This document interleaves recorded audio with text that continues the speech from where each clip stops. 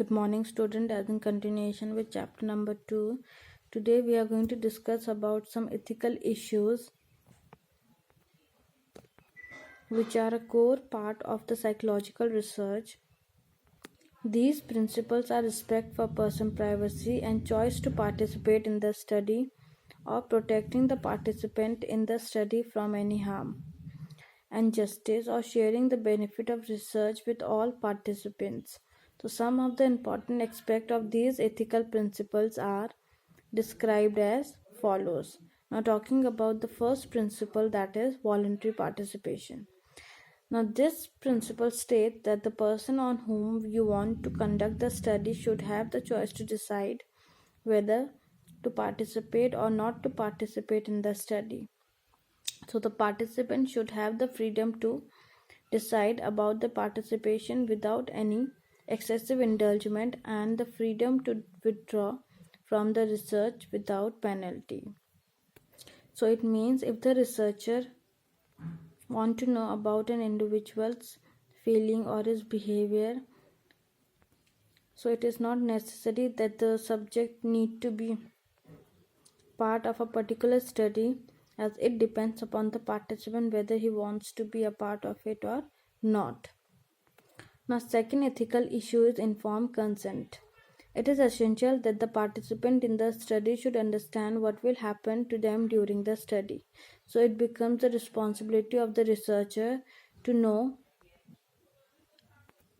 to make understand the subject or the participant what all things are going to be done during the treatment of a particular problem.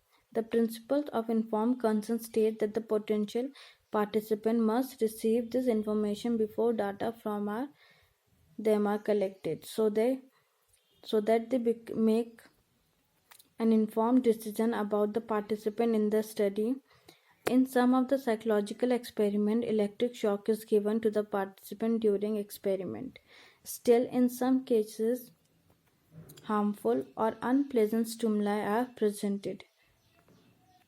So, children, it is believed that when a particular study is done on an individual, he need to be informed about what all method he is going to use or what all different types of equipment will be used in order to treat a particular problem.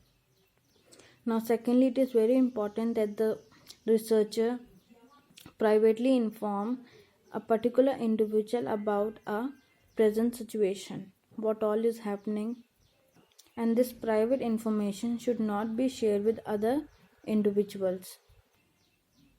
Now, children, in some cases, what happened, an individual is given the false information, means the wrong information about the present situation. For example, one may state that you are very intelligent or you are incompetent. It is therefore important that the participants are explained the nature of the study before its actual commencement take place. Now, talking about the third point, that is debriefing.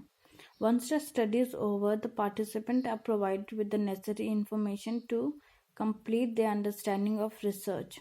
This is particularly important if the deception has been used in the study. Now, debriefing ensures that the participants leave the study in the same physical and mental state as when they entered. It should not over reassurance to the participant. The researcher should make effort to remove any anxiety or other adverse effect that participant may have felt as a result of being deceived in the course of study. So it means, for example, if a person was given an electric shock during the treatment of a problem, the effect of electric shock should not be there after the study is over. Now, talking about the fourth issue, that is sharing the result of the study.